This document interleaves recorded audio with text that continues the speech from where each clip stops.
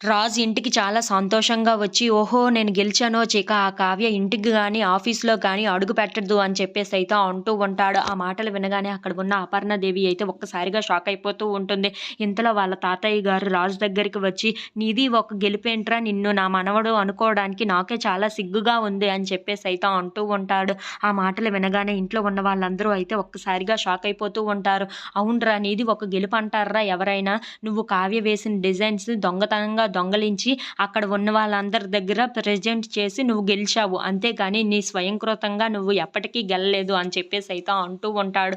ఆ మాటలు వినగానే అక్కడ ఉన్న రాజైతే ఒక్కసారిగా షాక్ అయిపోయి తాతయ్యకి ఎలా తెలిసింది ఈ విషయం అని చెప్పేసైతే అనుకుంటూ ఉంటాడు. ఇంతలో అక్కడ ఉన్న అపర్ణాదేవి అయితే ఏంట్రా నువ్వు చేసింది ఈ పనా? అని చెప్పేసైతే అంటూ ఉంటుంది. ఇంతలో అక్కడ ఉన్న వాళ్ళ తాతయ్య మాత్రం అవును వీడు చేసింది ఎదవ పనికి ఇంకా గెలిచాను అని విర్రవీగుతున్నాడు. అసలు దీన్ని ఒక గెలుపని కూడా ఎవరు అనరు అని చెప్పేసైతే రాజుని చూసి అంటూ ఉంటాడు. ఆ మాటలు వినగానే అక్కడ ఉన్న రాజు అయితే ఒక్కసారిగా షాక్ అయిపోయి చాలా బాధపడుతూ ఉంటాడు.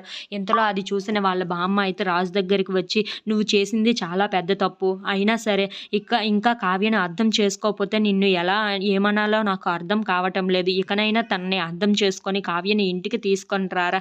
తను లేకపోతే ఇల్లు ఎలా ఉందో ఒక్కసారైనా ఆలోచించావా?